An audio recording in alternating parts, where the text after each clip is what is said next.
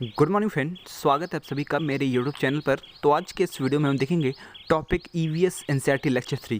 शुरू करने से पहले एक बात और, अगर किसी को ये वीडियो अच्छा लगे तो लाइक शेयर सब्सक्राइब जरूर करें और इस टॉपिक का स्क्रीनशॉट अगर लेना चाहें तो आप अंत में ले सकते हैं। हम स्क्रीन को कुछ समय के लिए स्थिर रखेंगे। चलिए बिना समय जांच किए टॉपिक पर आते हैं। Topic EVS NCERT lecture 3। कुछ विशेष वर्ग के लोग सांपों को पकड़ लेते हैं तथा उन्हें बीन की मदद से नचाते भी हैं। ऐसे कला वाले लोगों को कालबेलिया कहते हैं। कालबेलिया नाच में सांप जैसी मुद्राएं होती हैं। कहने का मतलब है कि कालबेलिया जो होते हैं वे सपेरे होते हैं और इनका जो डांस होता है, इनका नाच होता है, उसमें सांप जैसी मुद्राएं भी समाहित होती हैं। सांप का एक विशेष दांत होता है जिससे वह काटता है। जहरीले सांप के अंदर जहर की नली भी होती है। सांप जिस दांत से काटता है वो एक विशेष दांत होता है और उसी विशेष दांत को तोड़ के ये कालबेलिया लोग उसे नचाते हैं या फिर उस पर नियंत्रण पा पाते हैं। जहरीले सांप के अंदर जहर की नली भी होती है। जो जहरीले सांप होते हैं वे जहर की नली भी अपने अंदर समाहित रखते हैं। सांप किसान के दोस्त भी होते हैं। यह फसलों को चूहे से बचाते हैं।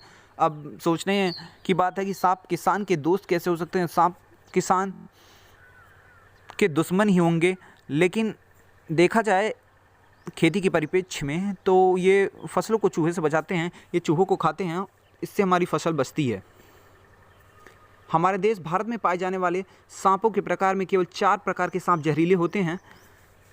भारत देश में पाए जाने वाले 4 प्रकार के सांप जहरीले हैं, जिसमें नाग, करैत, दुबैया, अफाई सम्मिलित हैं। सरकार ने कानून बना दिया है कि ना तो कोई जंगली जानवर को पकड़ सकता है और ना उन्हें अपने पास रख सकता है। सरकार के इस कानून के बाद कालबेलिया जो सपेरे हैं उनके व्यवसाय पर असर दिखना शुरू हो गया है और वो पूरी तरह से नष्ट हो गया है। पेट का तापमान लगभग 30 डिग्री होता है। अगर हमारे शरीर की बात की जाए तो हमारे शरीर का तापमान 37 डिग्री सेल्सियस होता है और पेट का एक निश्चित तापमान देखा जाए तो 30 डिग्री लगभग होता है। उड़ीसा के कालाहांडी में चावल का उत्पादन अधिक होता है। भारत में एक उड़ीसा राज्य है जहां कालाहांडी में चावल का उत्पादन अधिकाधिक होता है। पौधे के अंकुरण के लिए हवा, मिट्टी, पानी की आवश्यकता होती है। पौधा बीज के रूप में अंकुरण के लिए हवा, पानी, मिट्टी की आवश्यकता होती है, जिससे वो नवीन पौधा बनने के लिए तैयार हो सकता है। कुछ पौधे मांसाहारी होते हैं। इनमें नेफेंथीज सबसे ज़्यादा मशहूर है। कुछ मांसाहारी पौधे की बात करें तो ड्रोसेरा, नेफेंथीज, ये सभी मांसाहारी पौधे हैं जो चूहे, कीड़े मकोड़े खाते हैं। ये ऑस्ट्रेलिया, इंडोनेशिया और भारत के मेघालय राज्य में पाया जाता है। एक नेफेंथीज जो मांसाहारी पौधा उसकी बात की जाए तो ये ऑस्ट्रेलिया, इंडोनेशिया और भारत के मेघालय राज्य में पाया जाता है। इसका आकार लंबे घड़े जैसा होता है जिसके ऊपर पत्ती का ढक्कन होता है। घड़े में कुछ खास खुशबू निकलती है जिससे कीड़े खींचे चले जाते हैं। पौधे के ऊपर पहुंचते ही कीड़े अंदर फंस जाते हैं और बाहर नहीं निकल पाते हैं। मिर्च पुर्तगाल देश के व्यापारी दक्षिण अमेरिका से लाए हैं।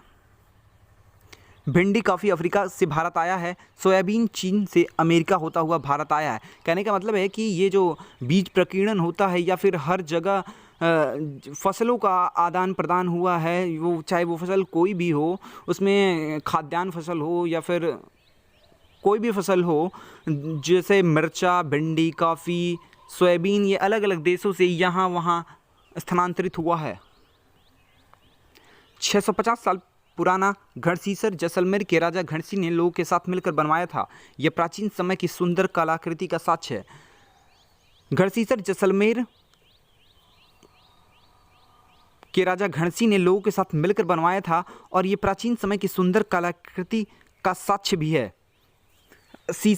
घड़सीसर में सर का मतलब तालाब होता है और इस तालाब के किनारे काफ़ी अच्छी कलाकृति देखने को मिलती है। सीढ़ियाँ थीं तालाब के किनारे, इसके अलावा कमरे बने हुए थे। इसी के साथ इस वीडियो का समापन होता है। जिसे भी स्क्रीनशॉट लेना है वो ले सकता है।